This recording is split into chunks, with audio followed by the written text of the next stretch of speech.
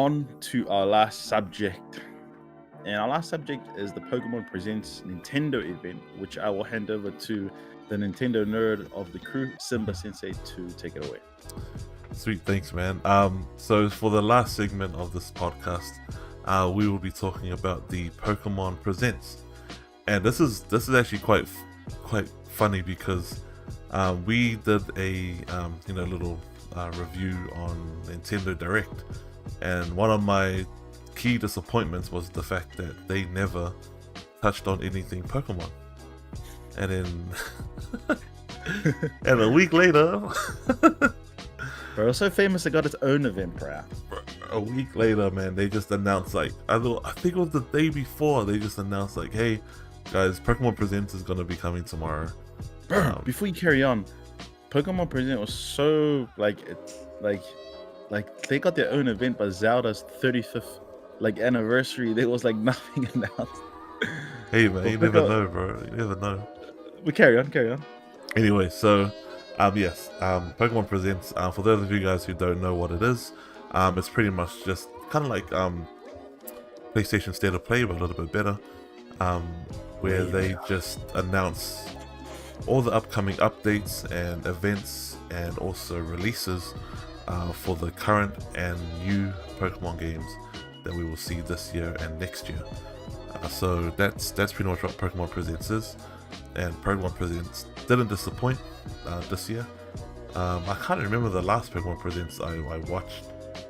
I can't remember it, but yeah, this one is really good. And before I give my hot take on it, I'm gonna ask you, Ricky, what did you think of Pokemon Presents this year?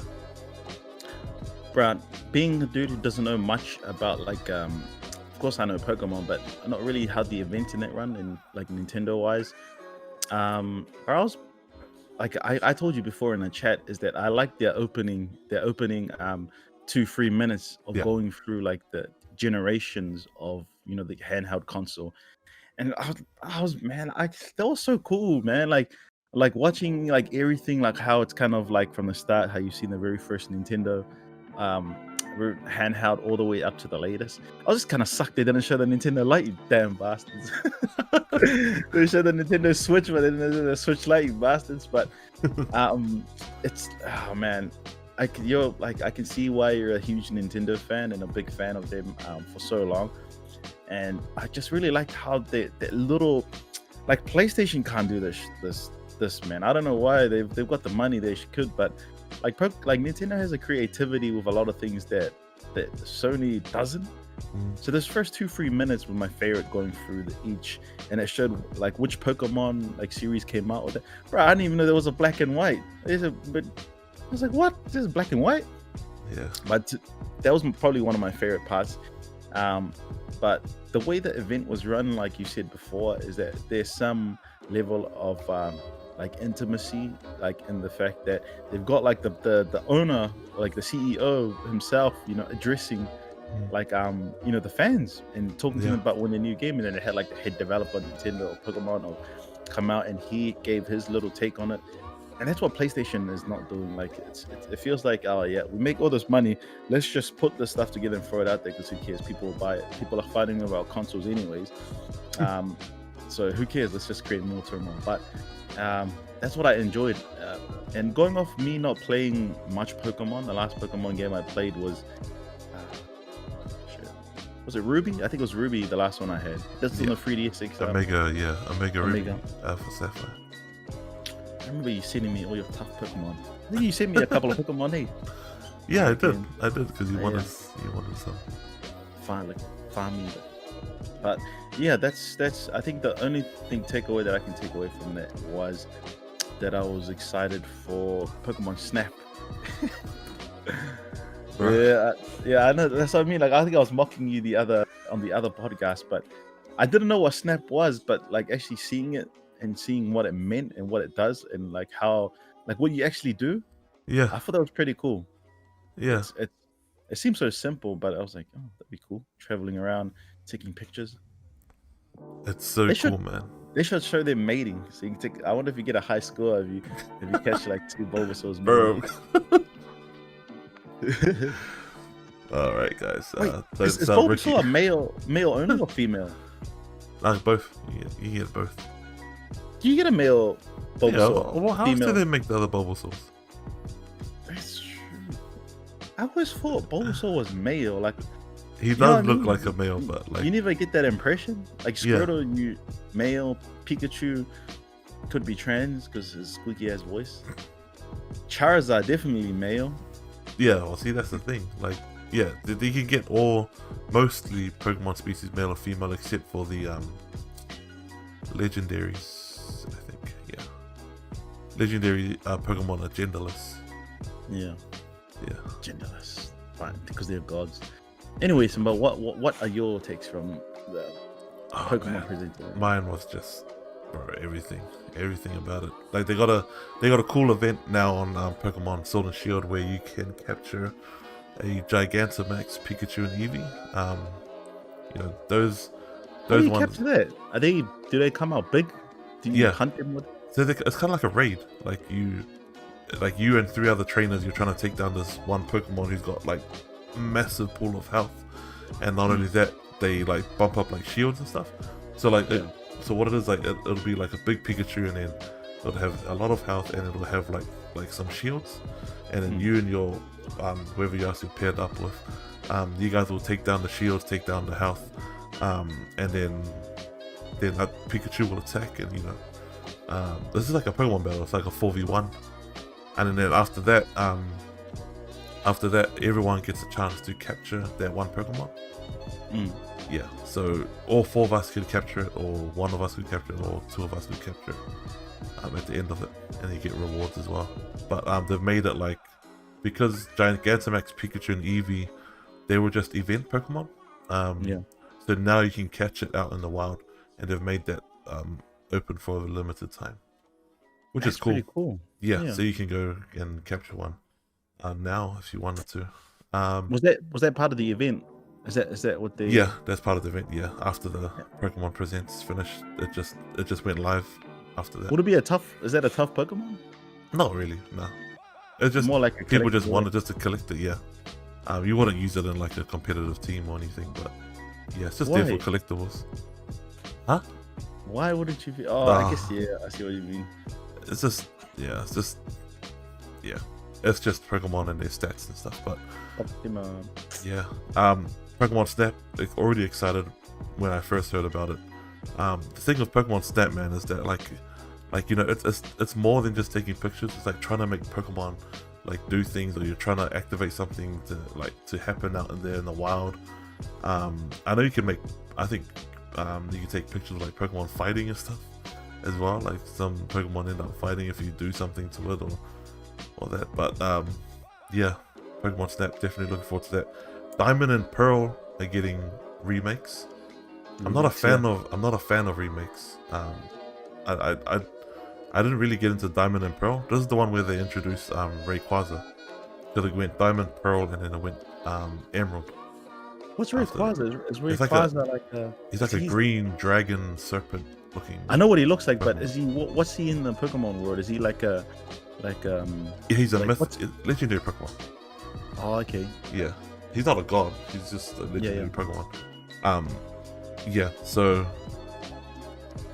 yeah, you get to play through the Diamond and Pearl story, remastered. I don't know how that's all gonna tie in, because you know how like the Pokemon generations have already gone up to like 8, so we've already got all these new Pokemon, but I'm not sure like how you're gonna be like, are you gonna be able to use those new Pokemon in this Gen 4 remake? Because it only went up to Gen 4, Generation 4. You know how there's the new generation of Pokemon.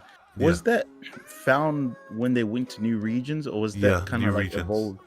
Oh, okay. So because we grew up with like the Kanto and Johto like kind of regions, that's only the Pokemon that's normally in that region. Yeah. And then the more you explored, then you found those new Pokemon. Yeah.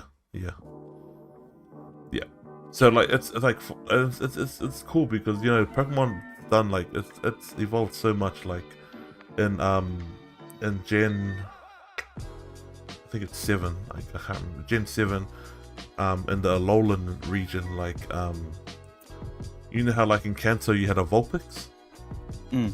and it was fire. Fire, yeah. In the lowland region, there's a Vulpix, but it's ice. Really? Yeah, so there's the ice version of Vulpix. Is that who evolves from Ninetales? Yeah, and then you get an Ice Ninetales. Yeah, Ninetales a pretty Pokemon. Yeah, and then That's weird. Yeah, so that's but they name it like a lowland Vulpix because it's the Vulpix from Alola, the region Alola. Yeah, Alola. It's like a Hawaiian region. Alola. Yeah. Alola.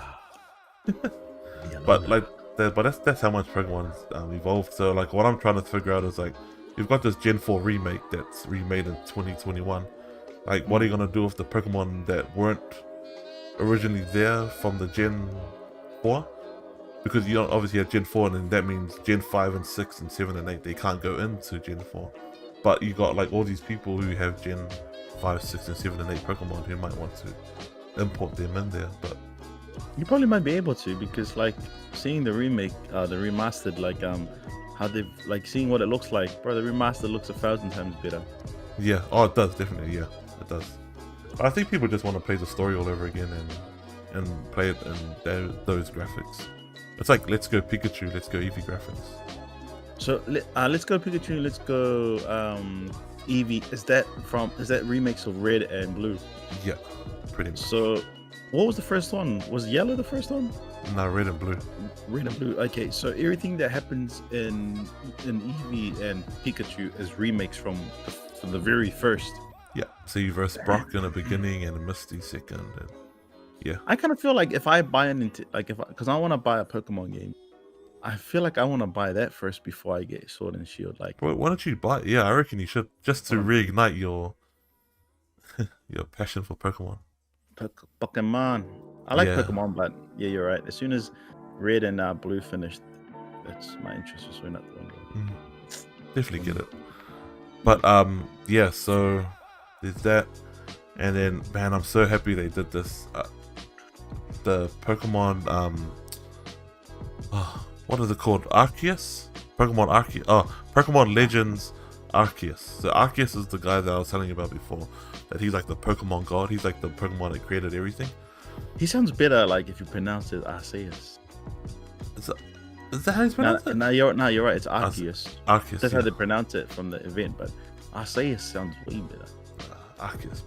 I summon you, Arceus. Yeah, so Pokemon Legends Arceus is pretty much a open world RPG Pokemon game. Which comes out next year, eh? 2022. Yeah, 2022. Which is alright. Like, I mean, a lot of people were complaining about like how it looked, but I was like thinking to myself, like, mate, this game has still got like a year and a bit left to develop, so it must be like in its... Like what? Like how it looks? Like what? Graphical wise, or yeah, just graphical like wise. 3D? No, not much people were impressed. But I was like, bro, this game is still in pre-alpha phase, I think. It's still like, it's not like a Switch. You're expecting Switch to run like a PS5 or Xbox X. Yeah, crazy, man. So yeah, so apparently like the story in this is like, you're just gonna go out there and looks like Breath of the Wild graphics kind of, and you're just, you know, Pokemon appearing all over. You're gonna go catch them. Obviously there must be a story. You get to choose between 3 Pokemon, I think, to start off with, but these 3 Pokemon are from different regions, which is pretty funny. What are the 3 Pokemon again? I think it's Cyndaquil, Oshawott, and something else. Cyndaquil. I like Cyndaquil. Cyndaquil is when when it was part of the original you had to choose for Pokemon. That was when I stopped watching Pokemon. That was what? That was Pokemon. That's Gen 2. That's Gen 2. That's Johto Way. Is that Johto Way? Silver and Gold. Yeah. Yeah, bro. But I can't believe you kept up with it, because like the more and more it like expanded, the more and more it got boring for me. I just some Pokemon is always that game that just I always kept up with. But yeah, I'm excited to see how they do that. I kind of wish, like, you know, the ideal Pokemon game for me would be like open world RPG, all the gyms, like, you know, accessible, maybe DLC later on, like all the other gyms, but like, you know, and then like you're the character, and then when you throughout your Pokemon, you control the Pokemon, and you can control how it moves and how it fights, how it attacks, jumping, and all that kind of stuff. And like you're actually having like a actual like fight with another Pokemon, not like picking moves.